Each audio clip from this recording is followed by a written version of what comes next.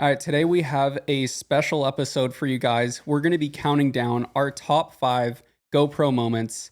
Kai, how has GoPro impacted your career? Because I know it's made a crazy impact on mine. Being able to take a camera into our situations and being able to share it, it's a pretty cool thing. Well, to throw it all back to like when I was 8 or 9 years old, GoPro didn't yet exist or in the way it is now. And I remember asking for Christmas to get like a water housing port that I could put my small handy cam into. And I remember going on a bodyboard and trying to film with it and thinking it was so cool, or it was just, how could I capture something like that? And it was a total mess. It would fog up because too much moisture would build up inside. And our aunt Mila ended up getting us the original GoPro, but it was like film camera and just took photos. Really? Yeah. And it would strap onto your wrist, and That's it was right. you'd flip it up. And I remember when our cousins would come and visit us, we would be playing with those and just go through rolls and rolls and then go to Costco. And obviously it evolved into what it is now. And to me, what's been great is I can bring my experiences, or at least, a certain level of that experience to people.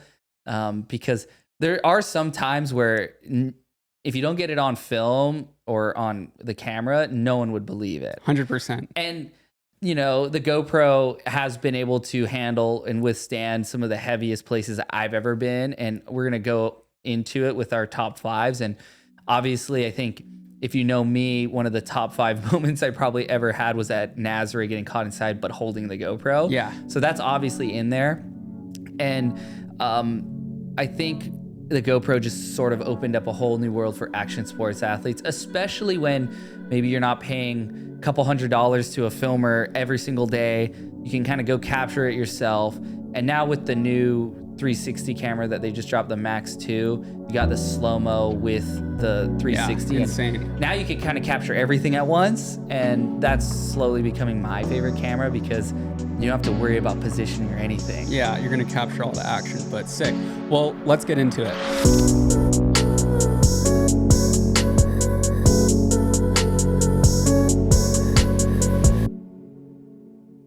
I believe you have an honorable mention before we start. Yeah, we'll start with an honorable mention. And the reason why we're going to talk about this is because I've literally done just about everything you could imagine. Well, there's a couple things I haven't done out at Jaws. And there's going to be a lot of Jaws clips because it's a big wave, so it's very exciting. There's a lot of crazy moments. And I've been recording myself on the GoPro there, since 2012, maybe 2013, when I was like, I always have a GoPro on my board no matter what. So this is funny because in my quest to do everything out at Jaws, we had a torrential flash flood warning. And I guess let's just watch the clip and you can react to it, Ridge. So this is the river at Jaws. Yeah, so what I think made Jaws Pe'ahi what it is obviously there's a giant river that kind of goes out. Well, not giant. It can be giant if there's a flash flood. Red storm. And I got a flash flood warning on my phone years ago. This is like years ago. I think this is probably 2013 maybe. And I was like, oh, I've always wanted. And we were doing a lot of river rapid riding on inflatable SUPs in like Oregon. In Oregon, but obviously in Idaho, as well as up in Colorado. They'd have these different, sort of events, and you'd race down the river. And so being pretty comfortable in rivers, I was like, oh, I got to do it. And it wasn't the biggest rapids this day, but I just had to like ride the river rapid from the mountain to the sea. So sick. Yeah, so it usually isn't flowing like this. No, that's for sure. It needs to be flash flooding. It's actually kind of sunny because it was dumping on top of the mountain. And wow. I decided, this was before 360 cameras. And so there's this like helicopter mount that GoPro so made funny. me. And you put it just on the top of your helmet, and then it just sort of spins, and it gives a super cool effect.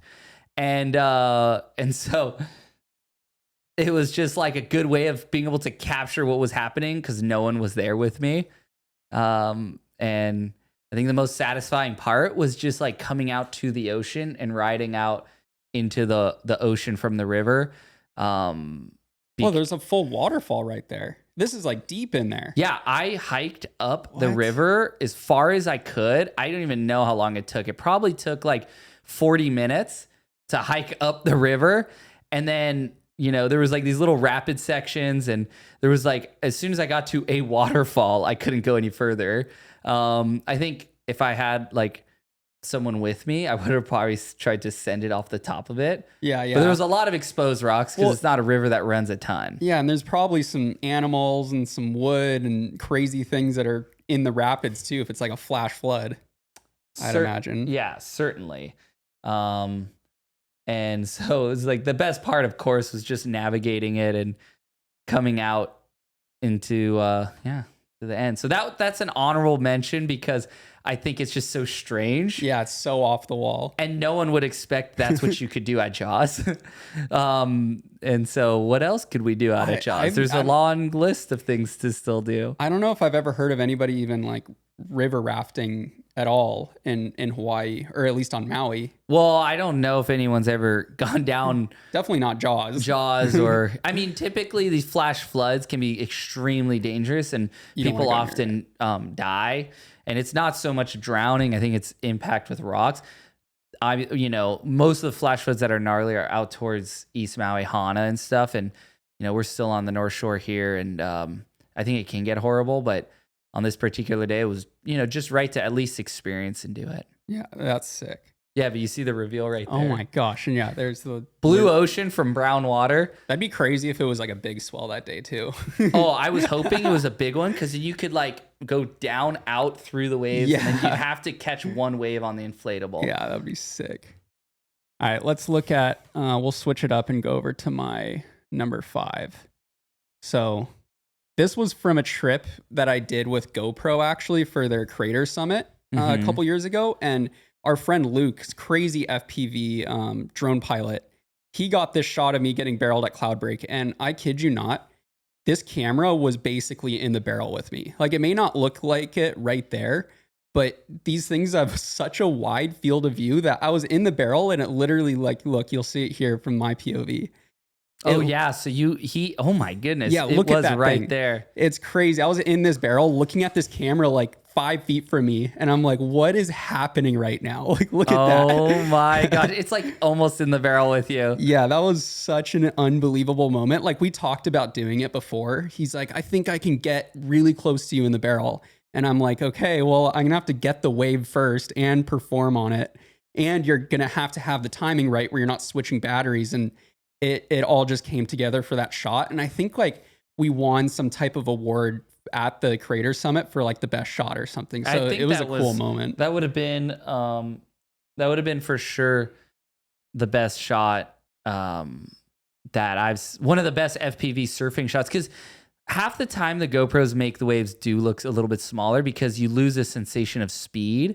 And most drone shots now too make waves, like, unless it's really close, they don't look super big. There's only a few guys in the world that can do it. Guys we've worked with like Tucker Wooding, as well as like Eric Sternman. I mean, there's a lot more, but Luke is definitely up there, I would say. 100%. I mean, he comes from the ski background, so he's used to flying backwards down these slopes and weaving through trees. I'd argue that is probably just as fun as surfing, because you're still riding a wave with your FPV immersed drone. in it. Yeah. You're immersed in it. So like, how do you define surfing? Is it on a shortboard with 3 fins? Do you have to physically be in the water? I mean, when we foil, it's electric because you're so connected to the water, but you're in fact out of the water. And then you look at pelicans, and there's some of the best surfers in the world, and they're riding just the airflow that's going over the wave. That's so true. Like, I'm hurt right now. If I had an FPV drone, that sounds so fun to go and literally ride waves. I think you're out for probably another month and a half. You could literally learn how to do that. That'd be sick. You should. Right, that's my Put next it on thing. your list. That's my next thing. All right, let's look at your number 5 now. All right, my number 5.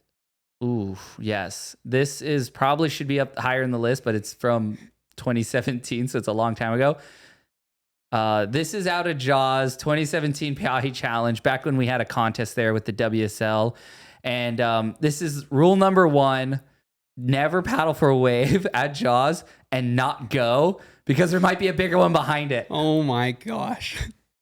And I remember that wave was way bigger than any other wave in the entire heat.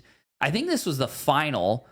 And everyone barely scratched over it. I was so screwed. I just was like, I should paddle as far in as I can so that when that wave breaks, it explodes. And then that second section, sometimes you can get lucky and it'll just push you through. And I did a video on YouTube years ago, and I said, every surfer's worst nightmare.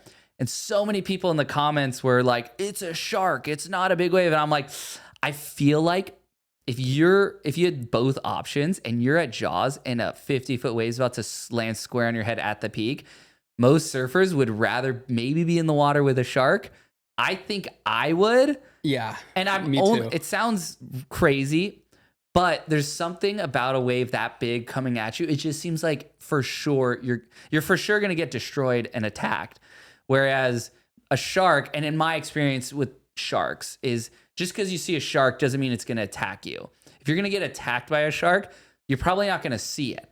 That's so very if true. I see a shark in the water, I'm probably fine. I might be scared. Like, I'm not saying it's less scary, but I've had so many shark encounters that when you see that dorsal fin, it is terrifying, but I've never had one where I felt like I was going to be attacked because I've seen it. Yeah. You have to see the shark. If you don't see it, then you might be in trouble. Well, if you see it, then it's not hunting you. Like you wouldn't. No, it's checking you out. Yeah. And so that's why I think, and maybe out of Jaws, every surfer's worst nightmare is getting caught inside, you know? Oh, 100%, especially a situation like that. I mean, that's like, usually if you miss the wave, you're bailing at least in the face and you're like, I have a chance to maybe make it through this thing. You're hoping your leash breaks, or you're hoping your board pulls through. Yeah, but in that scenario, like there was 100% chance that you were going to get really freaking smoked. And like to have that, like that was a solid, 10 seconds, 20 seconds you had to think about how smoked you were going to get. Like, oh man, that must have been the longest 20 seconds of your life. Well, it's that moment when you like paddle. I was paddling for that wave and it got kind of steep, and I pulled back because I was like, I don't want to fall because this is the final, you know, like I got to make every wave. And I pulled back, and the moment I pulled back, I just had this sinking gut feeling, like this cold feeling. I had a moment where I needed to decide what to do. And I felt like there was no one on earth that could save me. And it's the biggest contest in big wave surfing that year. And there's helicopters flying, there's thousands of people on the cliff, there's people on boats, there's jet skis. And it was such an alone feeling because there was no one on earth that could save me. Like I was so on my own. So talk about being in a gladiator pit. It literally felt like I was in there with the lion and there was nothing anyone could do. I was going to get mauled. There's literally 1,000 people surrounding you, you know, the channel plus the cliff. And then there's tens of thousands of people watching you live. Yet you were feeling extremely isolated. Well, it's so somehow. funny because in big waves too, like you're far away from the channel, but you're not that far. Yeah. Like it's right there. Like safety's right there. And you feel like you could reach out and get there, and you just can't. Yeah. You just can't. Especially Jaws, the wave just folds in on itself and just and there's you. just no time. You just can't get there. And I was just like, I really thought about it for a second. I was like, okay, great. I got to just commit to like all my wave knowledge I've ever learned. I'm going to paddle in as far as I can because the longer this whitewater breaks, the less power it's going to have, of course. Yeah. And then there was that moment where I had to step off and you just try to go blank mind. And I got obviously really pounded, but I didn't get as pounded as I thought I was. The fear was probably worse than the pounding. I would say it was, once I was getting rolled, I just went with it. Yeah. But it was like the anticipation of it was far worse. Yeah, that feeling of turning around and seeing that wave, it's almost like a weird out of body thing where you're like, your brain doesn't want to accept the reality. Like, do you get that same feeling where it's like, I almost disassociate with the situation? You're like, oh my gosh. I know that exact feeling, but I also feel like sometimes you're just like, it's not like you're like upset. It's just more like, this is mildly inconvenient, or I can't believe I'm in this position right now. Like it's just kind of like ironic, a little matter of fact. Like, like what have I done? What did I do to lead to this moment? Yeah, all the tiny decisions you made that day leading up to that exact moment. Like that's how I felt like with my injury. It's just like there's so many things. If I just would have done the tiniest thing different, wouldn't have happened. Yeah. But that's how life goes. All right, let's check out number 4 for me. Now this Ridge is top 4. Yeah, this is my top 4. This is more of a group thing. You're in this too, but I just love this video because it's just all of us having pure fun. Like you would see the smiles on our faces. We're laughing, and this wave actually stacked up to be pretty big. I mean, this is like almost a 20-foot wave, and the thing just exploded us, and we got shot out. And only you two made it. I was on the back with Slater, and I think Skylar Lickle was there too, and we got smoked. But that's just like, I love the sub squatch just because it's literally pure fun, even in like kind of a heavy situation. It was like, yeah. Well, so we had it on, the camera was set to 4K 120 super view to get everyone on the sub squatch. But it, the wave looked pretty big in it. If you look at the very end of the video when the jet skis are picking everyone up right now, the waves are big. Yeah. Like not Jaws, but they're big. And that day, my experience on that is, one, it's way more fun to do stuff in the water with friends when I found myself maniacally laughing because you just feed off of other people's energy and you're just free. It's really a free feeling, and you're not in this comp mode because you're sharing something. But I will say my shins were bruised for 4 months, maybe 6 months, Same. like bone bruised. And one of my worst injuries in the sense that it was just this lingering thing. And it was because there's hard handles on it. Yeah. And now whenever I go on it, I always wear like a 3mm wetsuit that goes all the way to my leg through my shins because we were getting slipped off the side and you could see our knees just nailing these handles, and there's just no protection on your shins because it's all skin essentially. Yeah. But the funniest thing too on that, right, is we had Mark Chambers, who's normally filming us. Yeah, he spent the whole day up to that point filming, and we were like, come on, Mark, jump on. It's so fun. He was like, oh, no. And then we finally got him to come on, and then we get the biggest wave we've ever ridden on the sub squatch. Our worst wipeout and our best rides were with Mark. And he had a GoPro too, and he was trying to film, and it was really hilarious. But like, man, we were out there for hours. And the way we did it is we didn't actually paddle in because that would take too long. So we just utilized the Sea-Doo, and the Sea-Doo just whipped us in from out the back. I would hold on to this rope that would go through the carabiner, right? Yeah. And then when we'd be in position, I'd just let go and it would just slide right through the carabiner.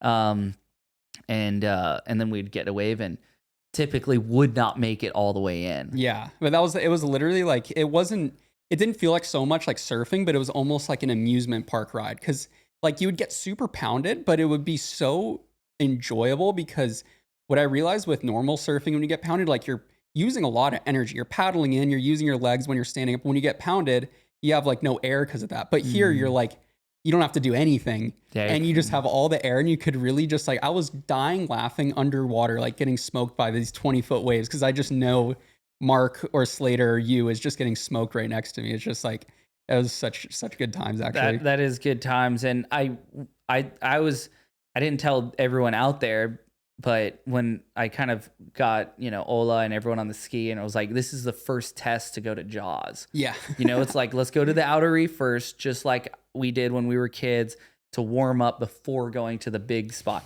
And after this day where the waves were only like 20-foot faces, I was like, and we weren't really outrunning the lip. Yeah. I was like, like it only takes one wave at Jaws for you to be going halfway down in a lip to throw like 40 feet out and land on you. And the more I thought about it, I was like, this isn't a good idea because if we fall, one, the sub squatch is going to explode on the rocks. It's going to hit a pokey rock and just like blow up. And it's too fun to destroy.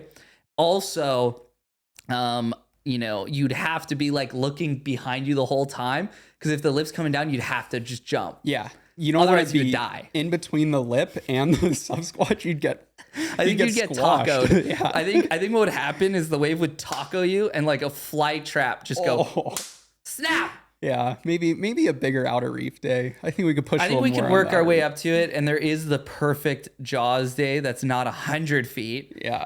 But it's doable, and we'll inevitably do it.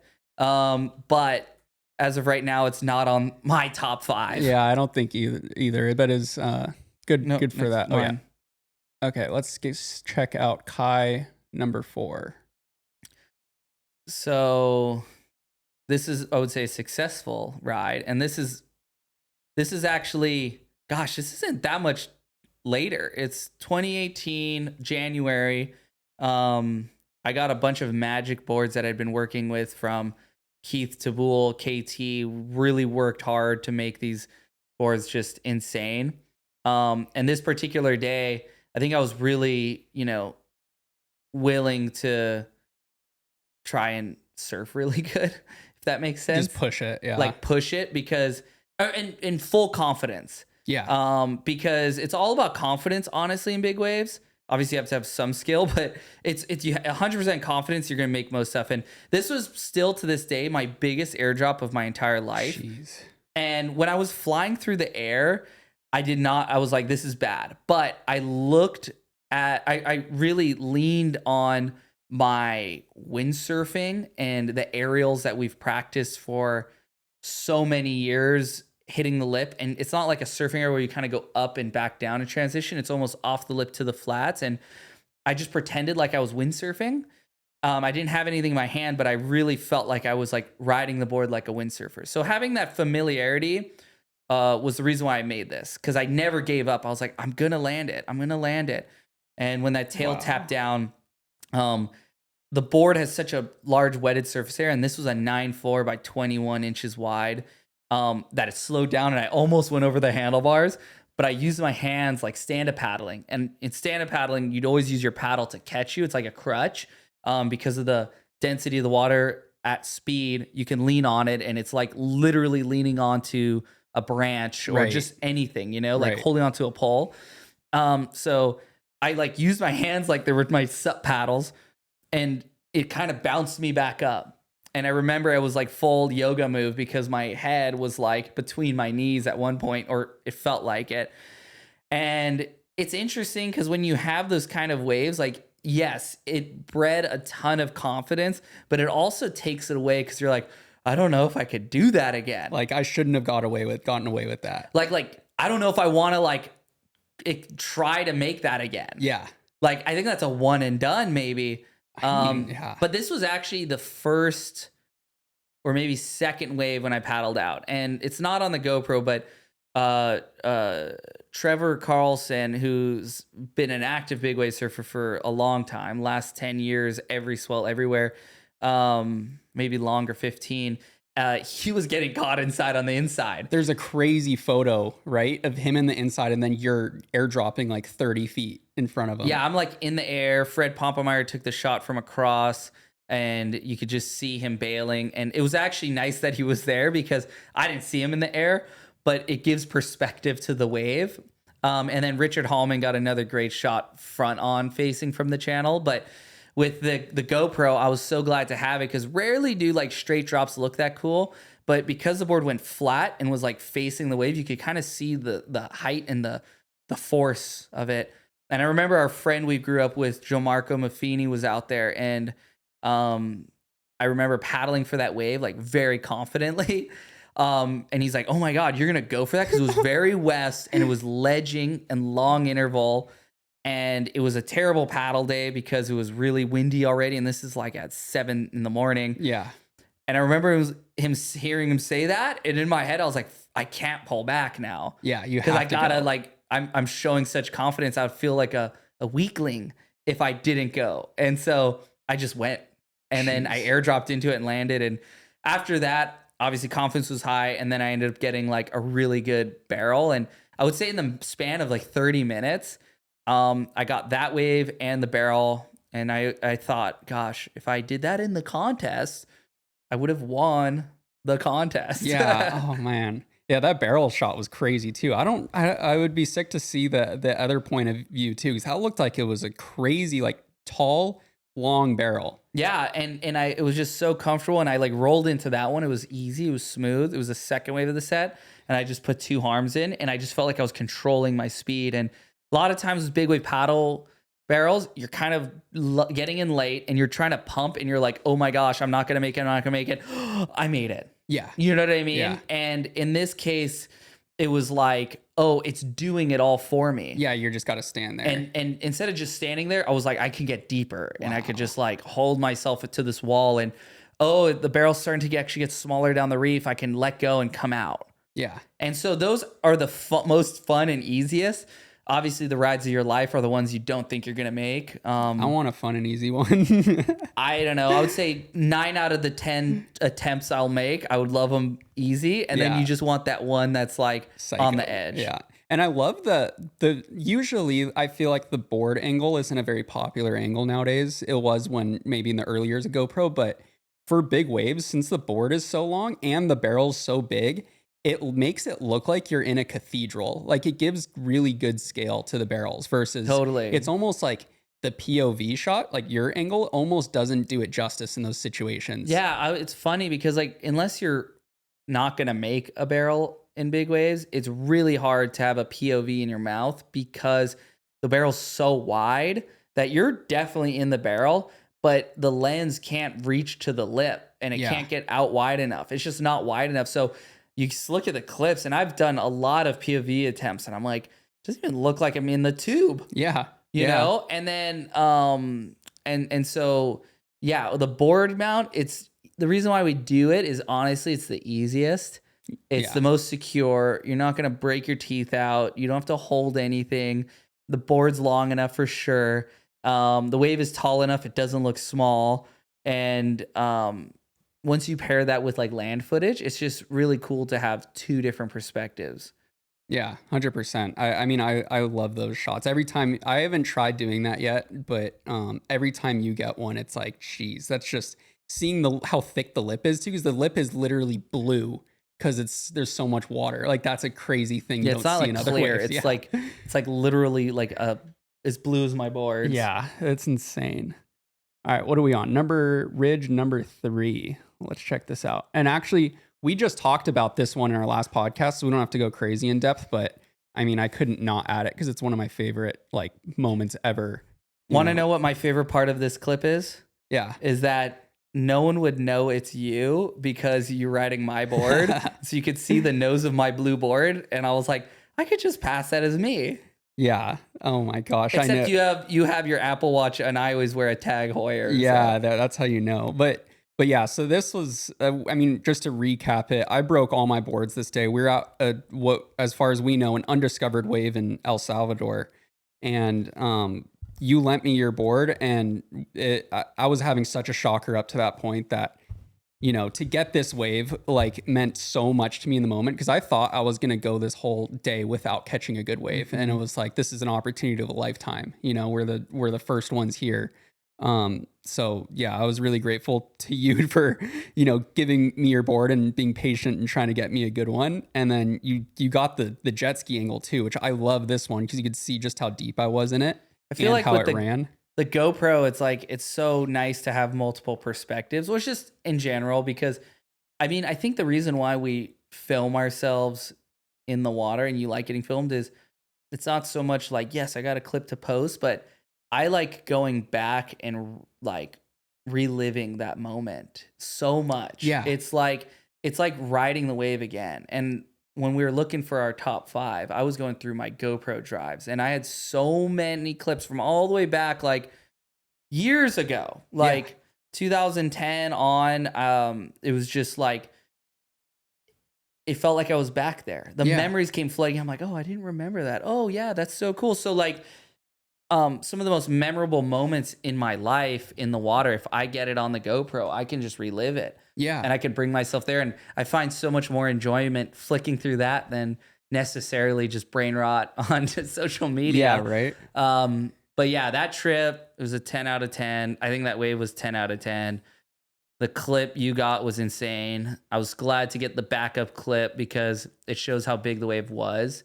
Even though the barrel, it actually looked pretty big. Yeah. Yeah. I mean, and just to add on to what you were saying before about reliving these moments, I've had it so many times, and times where I wish I had a GoPro, where you experience the wave and you're in such the crazy flow state and in the moment that you almost black out. And even the second after you come out of the barrel, per se, like you totally forgot what happened. I And know, it's weird. I've had that with times when have the GoPro where I think I remember it a certain way.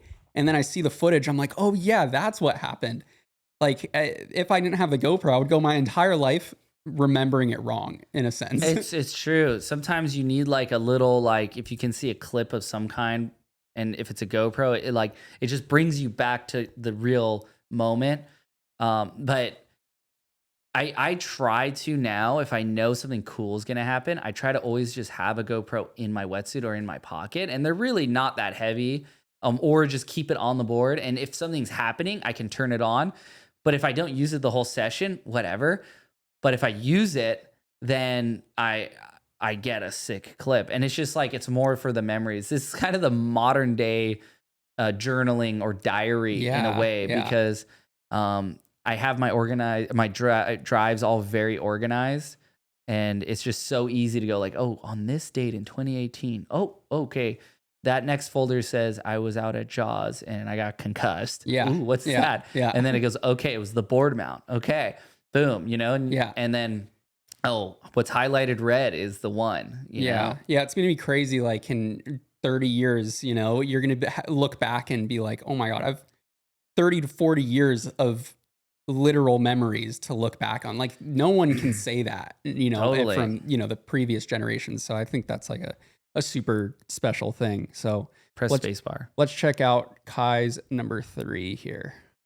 All right. So this was Jaws Comp 2018. So all these Jaws days were squashed together really tight, but this was a monumental day because it was the closest I'd ever gotten to winning the Jaws challenge. And I didn't end up winning, unfortunately. But this was like in the final, all or nothing, first wave. I was making these airdrops and I just didn't make it. And you could see me going for the ripcord. And I hit the water so hard and got sucked over that I found myself in a blue water patch, which is pretty rare. It's where you don't end up with a ton of white water around you. And what happens is when it's really west, which this day was, a lot of water gets dumped from the wave, from the channel. So it's pulling a lot of water. And the West Bowl, like you end up getting more flogged there than just about anywhere because it doesn't aerate as quick. And I got concussed underwater, but at the time I didn't know it. But I fully like got concussed. And by the end of the contest, it was like a day later. I wasn't feeling good, but I went to get a massage and I blacked out in the massage because something about like releasing all that tension around your neck and around your body. I ended up blacking out, like feeling really weird, like curling in. But this is like from the masseuse that I was seeing, sports massage. So it was pretty intense. I remember blacking out when I got in the car and then just arriving at the house. And I was like, didn't remember driving. Like I was like, because the concussion, it's just like, and so there's a price for it, but you have so much adrenaline that you don't even notice in the moment. And I had 35 minutes left to get another wave and win this comp, or at least try. That's all you're worried about. And that's all you're worried about. And so this board broke. It buckled on the deck. It didn't break in half. So basically get rushed back to the boat, swap it out to my board that I won Puerto Escondido on, which was the Magic Yellow board. That board was shaped by Sean Ordonez and essentially taken back out. And in that contest, I had a really big airdrop where I made it and then it exploded behind me. And then I had a really good barrel where I airdropped into the barrel and I didn't think I was going to make it. And it just spat me out. Yeah. It felt like the event that I was going to win. And I ended up losing. I mean, I don't think this is a crazy hot take, but I think you should have won that one. Yeah. looking back on it. I mean, this is the thing when you're in judge sports, it's just it all comes down to what the judges think and different opinions. And I was also though proud of my performance, and I was like, I don't know if there's any more I could have sort of done. There's always more. Maybe I wasn't in the judge's eyes. Maybe I wasn't deep enough, or maybe I was like they didn't like where I was sitting in the channel or in the lineup, because you know Jaws is such a wide lineup, and I really picked myself at mid peak, and they're really like they prefer North Peak everything, even if it's not any gnarlier or whatever, you know, they just like it's just where the judges sit. Sometimes they look at the lineup and they just like, we want you to take off there, even though you couldn't catch this wave from the North Peak. I mean, well, in a lot of ways, anybody that's surfed Jaws knows that sitting on the West Bowl is the technically hardest drop to make. You know, the guys that sit on the North Peak, they're looking for big roll-ins where they're going to backdoor the West Bowl. Yeah, no, and it's all hard. Yeah. My spot has always been mid peak. I kind of sit between both. I can kind of bounce between the two. And so yeah, that day was really exciting. The barrels felt good, but that one airdrop, gosh, that one hurt. I mean, actually, I could feel something was wrong, because by the end of that heat, I was like getting really nervous and anxious. And up to that point, I was psyching myself up so hard to win the event, like just straight belief, like lying myself in the sense where it's like, it's not gnarly out there. Like telling, oh, it's not even gnarly. Jaws isn't even that heavy. You know, just trying to so you just have like, you see a wave and you will go. But by the end, that was all unwinding because of that concussion. And I just thought I was like overtired or something. Yeah. But that whole heat, I just like, by the end, I just kind of lost it. But I had gotten the two waves that I thought could win it. And then after I lost, I was like super bummed because I was the closest I had gotten. And I didn't know what Billy Kemper did, because he ended up winning. I think it was his fourth Jaws challenge win. I didn't know what he did, so I just figured he probably just surfed better than me, bigger waves, whatever. Yeah. And then we come back to the boat, and he comes by, and he's like, "I'm the king of Jaws. I'm the king of Jaws." And he was like pointing straight at me, and you know, my team over there. And at that point, I was like checked out, because I was like loopy, dizzy, and it was a crazy day all around. That's a good story. Those Jaws days are always special. Those comp days are special. I mean, I think that's like definitely the craziest wipeout clip I've seen in big waves, just because you're so close. You know, just seeing you bounce off the water is just cool. It was like getting suplexed underwater. Jeez. All right, what are we on for me now? Two. All right, this is from. I can't believe this isn't your top one. You'll understand what the top one is, but this is an undisclosed location, South Pacific, and the most clear water I've ever surfed in my life. Looks like a swimming pool. It was unbelievable. Not a breath of wind. This wave breaks over like 3 feet of water, but it looks like it's 6 inches because the water's so clear. You just got barreled, and I thought you were done with the wave and you were gonna kick out, and then it was like in one of those Kelly Slater video games, Pro Surfer, where you just pull back in and it just mechanically barreled around you again. Yeah, it literally felt like we were playing a video game. Every single set that came in. Wait, was it a crowded lineup? It was Otis and Logan and myself, us three. There was 3 of you out. Oh my gosh, it's a swimming pool. Yeah, and it's just, we were going out of body, because literally every single set did the same thing. You'd pull in, get barreled, come out, reset. The thing would barrel again. Look, Logan's right there. And there's actually a funny story is that like you could see Logan splashing me.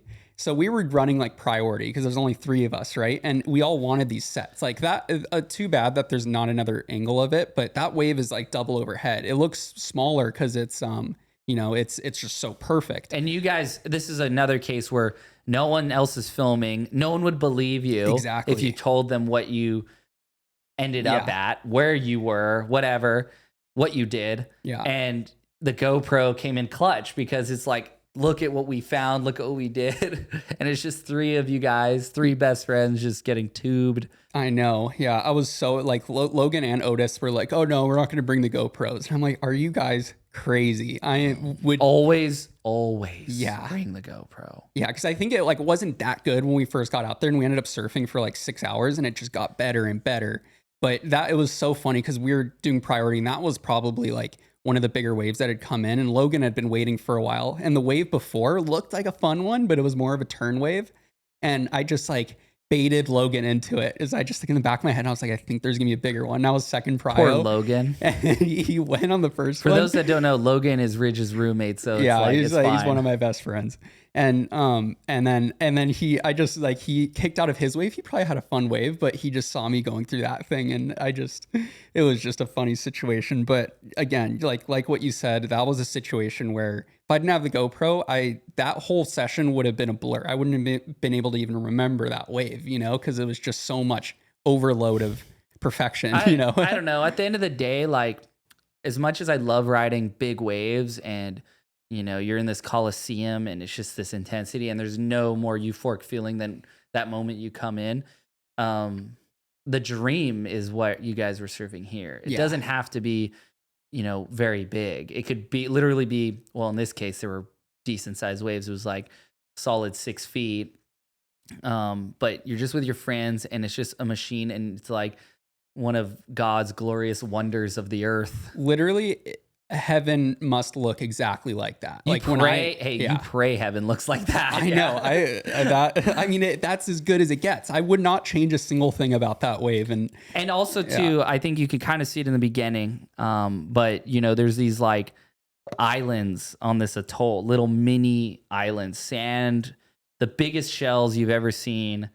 And then you have these coconut trees, and it's just like it's not just the wave, it's not just the watercolor, it's just there's so much more around it.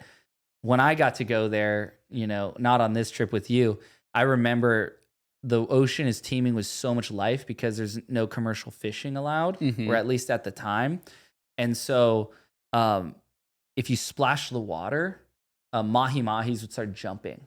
Wow. Because they would think it was small fish at the surface, or I wouldn't even doubt a mahi-mahi could probably take down a bird. You know what I mean? They're like, those fishes are so fast and so savage, but they start boosting. So like if I was kite surfing out there and I like tapped the water with my hand, just that spray, they'd start boosting. And this was when I went, it was before GoPros, by the way. Wow. Yeah. And so I wish I had a GoPro. I don't know if it still happens now, but I can distinctly remember like almost getting hit by mahi-mahis. Jeez.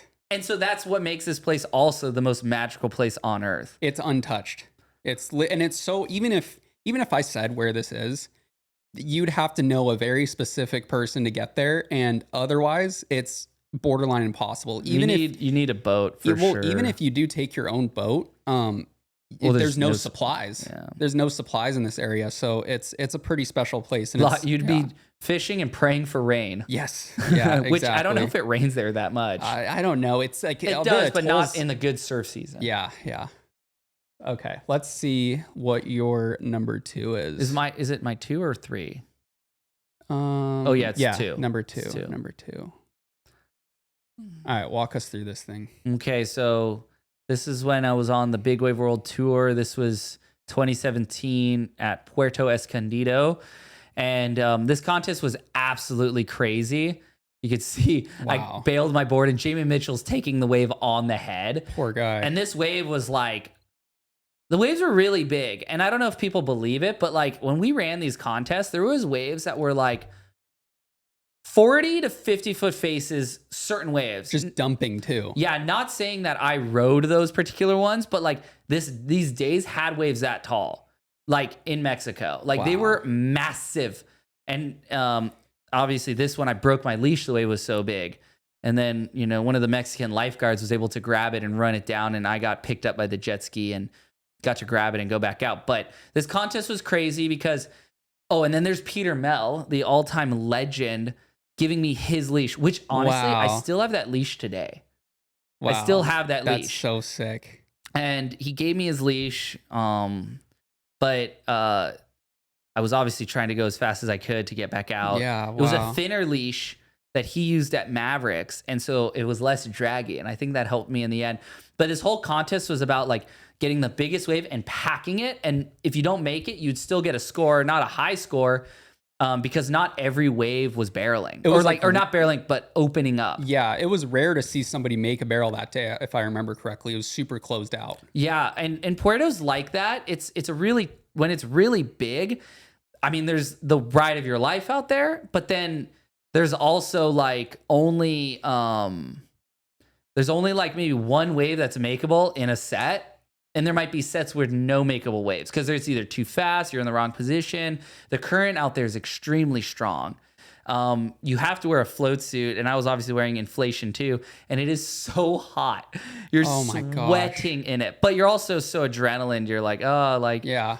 And so my strategy in this contest was obviously try to make waves, but I was just going on the biggest waves I could, dropping in, trying to pack the barrels, and then travel as far as I could and maybe get out. If I didn't, I'd just get slammed to the sand on my side, like onto the sand. Yeah, I could hear my neck crack, like chiropractic crack, and then you'd get saved by the jet ski and go back out. And it was the last wave of this. It was like the dying minutes of the comp. Everyone was sitting too far in because they were trying to get one last wave. A set came, and I paddled out as fast as I could, and I was in the perfect spot. And I think other guys could have sort of maybe whipped it last second, but I don't know if they would have made it because they were like a little bit deep.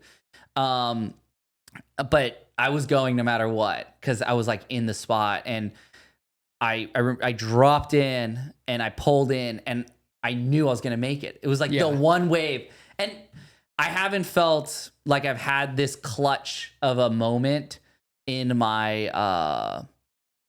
I haven't felt like I had this clutch of a moment in my surfing career since, where it felt like I looked out to the ocean at the horizon and it like willed a wave to me, and it was like it was sent from a higher power. Yeah, and the context of that heat too, there was no other big scores, so it was obvious that if you made this barrel, you were 100% winning, which is kind of a cool thing, you know. It's like usually in contests you're like, oh, I hope that was a score, you know, but it was like you probably came out of that barrel and instantly knew.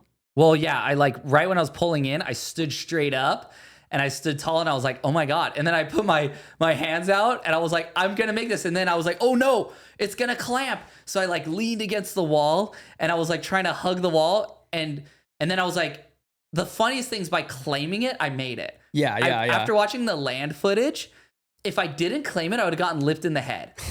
Because when I claimed it, my body twisted and the lip missed my shoulder. And like I was looking at the beach and it turned me down the wave. And I knew I won the event right then. This is funny. This was like the first time Nathan, Florence, and I really hung out. Really? I like knew him kind of, not really, like on a friendship level. And it was nothing cooler than getting picked up by Makua Rothman and Nathan and carried to the podium. Yeah. But Nathan, we were in the airport and I got to really like talk to him, and he was telling me about I think it was a book by Tim Ferriss, and it was all about like little hacks on how to like like if you were in survival situations, what would you do to like survive? And he was just going on and on because he's a bookworm, like loves to read. So that was like our first like trip together. That was for a contest, and it was sort of by accident because we weren't meant to really travel together, but it was just really, it was really cool. And I remember after, controversially, this was like for the world title. I ended up losing the world title in 6 foot surf at Nazare. They ran it in tiny waves, and Billy Kemper won it. But I remember hearing Billy Kemper in this saying he would never let me win a contest again. And he kind of was right. I never won a big wave contest again. Well, they kind of stopped pretty soon after that. They stopped right after, but still, like, he beat me at Jaws, and then right after, you know, and so it was funny. Yeah, but I mean, you and Billy probably have. I don't think people realize it's like one of the craziest rivalries in surfing that went down during those years. You know, you guys were battling so hard. It was a big wave rivalry for sure. It was for world titles. I was still coming hot off of stand-up world titles, so I had a lot of momentum mentally for like winning events and knowing how to win, having the confidence to be a world champion. Um, and he obviously wanted to win a world title himself because that would be a career changer. And gosh, I just lost out on that world title that year, like barely. And it was a bummer to lose it in 6-foot surf. I know. And in the final, I was like winning, like beating Billy, and then he got like right, and they gave him like this giant score, and he got it. Yeah. And it was like, oh my God, like it could have. so It felt like it could have gone either way, and you know, I felt like the whole tour though, like I really had to like prove myself because not a lot of people wanted me there. Not a lot of judges wanted me, like they didn't think I was proven enough. Well, maybe. you were pretty new to big waves, but you kind of came onto the scene really hot. Well, I'd been trying to surf big waves for a while, but then it was like my ascension was very fast. Yes. Yeah. So I think it was an uphill battle. It always was going to be. I don't know if they'd ever have let me win a world title, even if I like got into a place, whether it was against Billy or anyone else. And that's just the sort of the nature of surfing. I mean, yeah, it's of course, especially, I mean, I feel like even more so back then, like it's very core. It was core, it's politics. Who wants a windsurfer, winning over embarrassing all these core legends, Yeah, I don't know. But it's from my perspective, it was like, it was still, I was super stoked to win a competition in big waves. I was super stoked to be at least in a title hunt. But yeah, it was all downhill from there because all the contests that I would participate in sort of fell off, and the tours weren't the same ever again. They stopped the big wave tour. So it was like the most stinging feeling because it was like, gosh, like I got so close and now I'll never get the opportunity again to win a world title. Yeah, I mean, hopefully it somehow comes back. Maybe it comes back. I doubt WSL will ever do it again. Yeah. They've pretty much given up every big wave event they do. But move on to your, I think, is it number one? Yeah, let's check out number one. Once you see it, you'll definitely understand why, because this was honestly the that's best. Obviously why. Yeah, it was the most memorable wave of my life, considering that we rode this wave together, pulled into the barrel. We were both insanely deep, and we came out, and I got the clip. Okay, yes, obviously this is the ultimate Jaws shot, and we could do it better, but up to this point, no one has done it better than you. Yeah, I mean, I guess I was the only one to do it, and it was so funny that day. Remember how hard it was for us to even find a wave to go on? Like the swell was decreasing, it was crowded, and I just wanted a shot of you doing a 360, honestly. And this wave popped up, and you started setting up for a barrel here. Like, look at this fade you do, and I'm like, oh my god, what do I even do? Well, so in my perspective, I was trying not to stuff you at all. So I was highlining it, but then I was like, oh my gosh, like this wave, I thought it was going to close out at first. And then I was like, wait, it's going to actually barrel. And so I had to fade and I could have faded way harder, but I had to fade just a little bit and do the most gentle bottom turn. And there was still tons of spray coming off my board. Yeah. But I had to just do just to try to like at least be in it with you if we're gonna do it. But once I pulled in, it was kind of a chandelier, like frothy. It was just the lip was super distorted.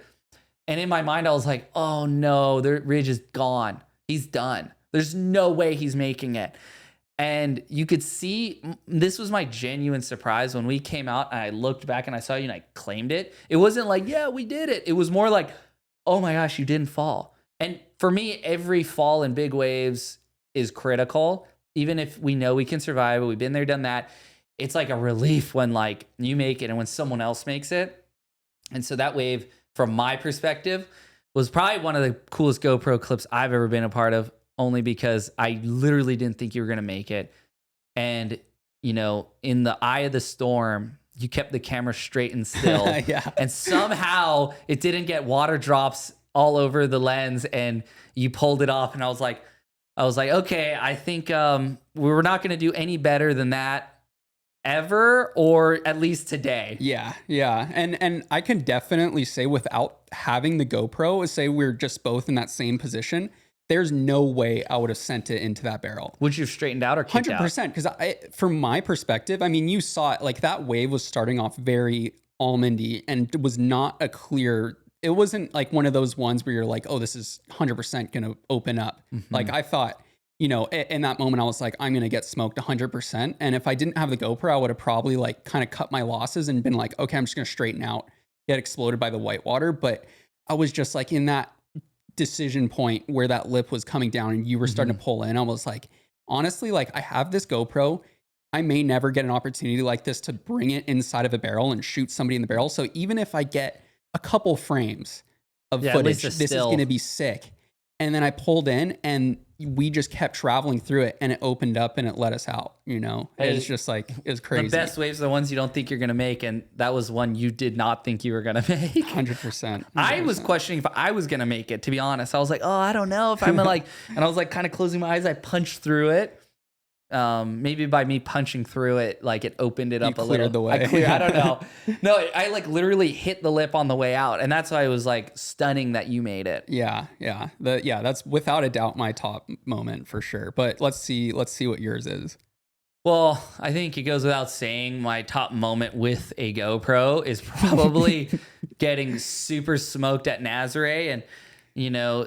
The waves were massive. This is the day where world records were made. The world record wave was ridden this day, and I got towed in by Chumbo, and I really was like trying to get a shot that I could share with everybody, like the whole world in a way. Like, hey, this is what it feels like to be on a big wave. And the wave actually, this was the GoPro Max.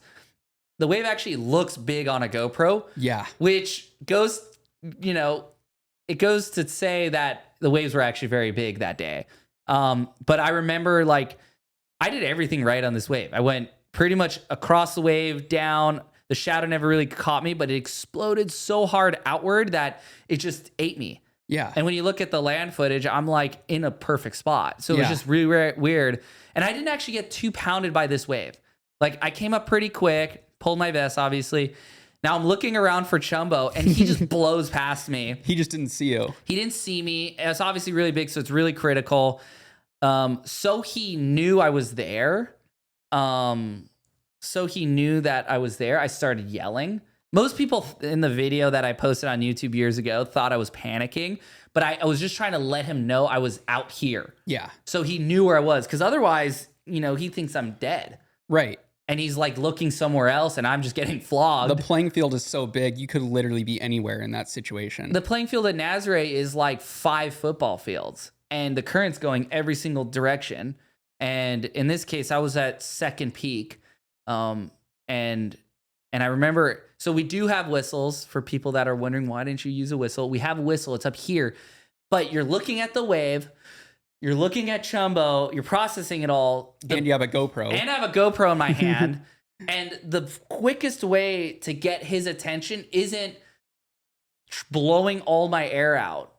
Yeah. It's actually doing like a high-pitched scream. Like just get the sound to him so he sees me.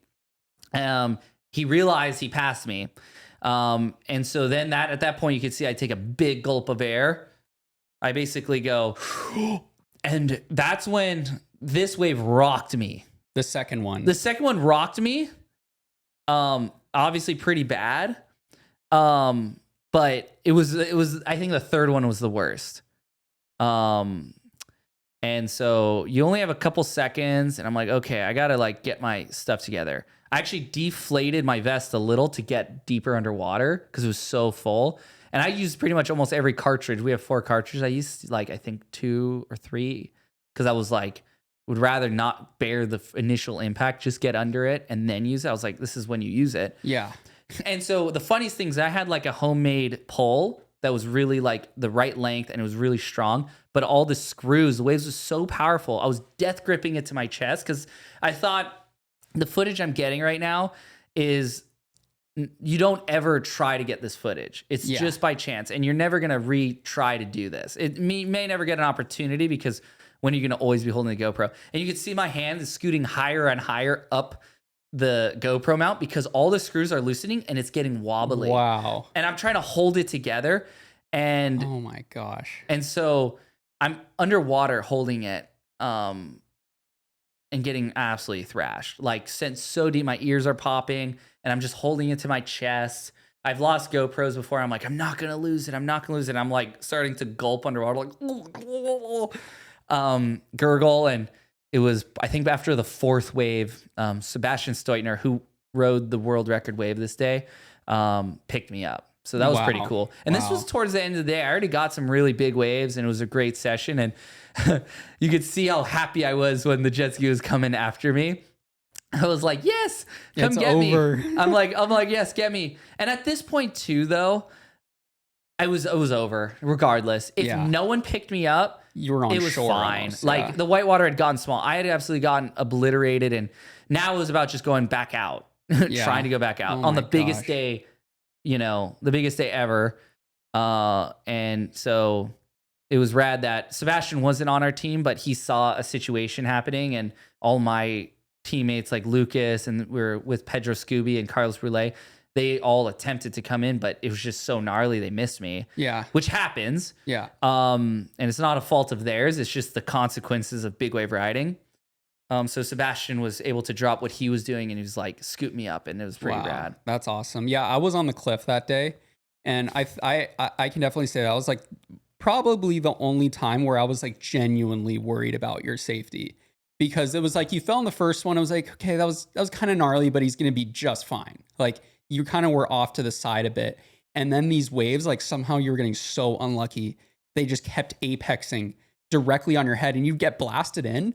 And then the next one would somehow double up further in and land straight on top of you. I think that's what made those waves gnarly is because they were literally like that Jaws one we saw earlier. Yeah. It was like, they were like pinnacles coming down and they were landing like 15 feet in front of me. And in the GoPro, it looks like it's a mile away, but it was literally landing on me. Yeah. And that's why I was deflating to just try to get away from that initial impact. And the thing is at Nazare, there's so much sand in the water. The water itself feels denser because there's a lot more material. And so it's heavy. It feels like you're getting sandblasted underwater, like sand. I had sand in my booties, inside my wetsuit. It was radical.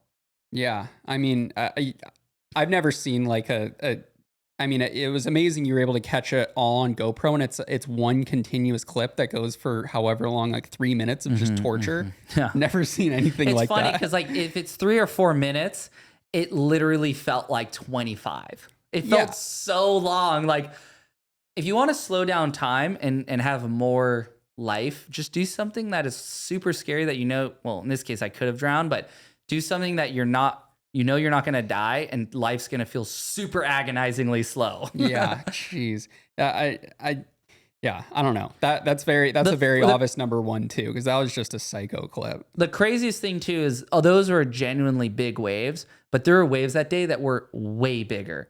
And I don't know if I would have survived or if my GoPro would have survived if I'd fallen maybe closer to peak 1 and the big mama waves, which break way out, were breaking and they were apexing right there. I just don't know. Like, I don't ever want to find out. Been there, done that. Yeah, no, that day was gigantic. I was on the cliff and I was so grateful I wasn't out there. Sometimes I get FOMO when I'm not out there, but that day I was like, you guys can have it. Especially after seeing you go through that. It's crazy to think how long ago that was. That was 2020? That was 2020 and it's almost 2026. Wow. And it was like October 2020. So it was really 5 years ago. And oh wow, that's pretty gnarly. Yeah. That time went by way too quick. I was like, wait, that was 5 years ago. What? Like the distance to 2020 from 2000, like losing Jaws challenge in 2018. And that's when I made my shift to the blue boards. It was like 2018. Yeah. That time span from 2018 to 2020 feels way longer than the time span from 2020 to now. 100%. I don't know what it is about that. I think it's just the COVID years. It's like we were, you're isolated and not doing as much. You're not traveling as much. You're not making as many like unique memories. I guess perhaps, you're not, I mean, and then the world tour died. True. And there was just like, yeah, you're not, all of a sudden, you're not, I don't know, you're just having to find, all your championships come from your innermost moments between you and the wave and God. Exactly, Like it's not like I'm no longer proving anything to anyone because I can't in a way, you know. And in 2020 though, we did have the Nazare Toe Challenge, and that's when I won. That was actually the next big wave event I won, but I guess it was towing, it wasn't paddling. So I have won 2 big wave events in the WSL era. Yeah. Dang. Well, I hope you guys enjoyed our top 5. Do you have any concluding thoughts on after watching all those? Well, you know, a lot of it was big waves because big waves definitely are, you know, the most exciting things that you can capture. I definitely left out a lot of funny, cool moments, and we'll probably have to do this again because there's moments that are like not gnarly, but they're just hilarious stories that led up to that moment. Yeah. Like weird contraptions. And so, you know, this was a top 5. But I think I spent 2 hours looking through my GoPro drives, and I gave Ridge 40 options, and he's like, no, pick top 5. And I was like, these are all pretty good. But we're going to get more clips, and thanks for tuning in, everybody. Yeah, thank you. And huge shout out to GoPro. Obviously, like have been massive supports of ours. And I, for one, know that I would not have any type of career in surfing if it weren't for me having GoPros in specific moments. So I'm super grateful for that. And I'm sure you can say something similar to that. Oh yeah, no, GoPro's been a great partnership. And more than anything, it's just allowed me to capture this incredible world that most cameras, phones, that they just couldn't handle it. And also just the ability to, what other device, you know, there's very few things that can survive a giant big wave. And you know, capture it, and then I can keep using that same camera. 100%. Well, let's wrap it up there. Thanks for watching.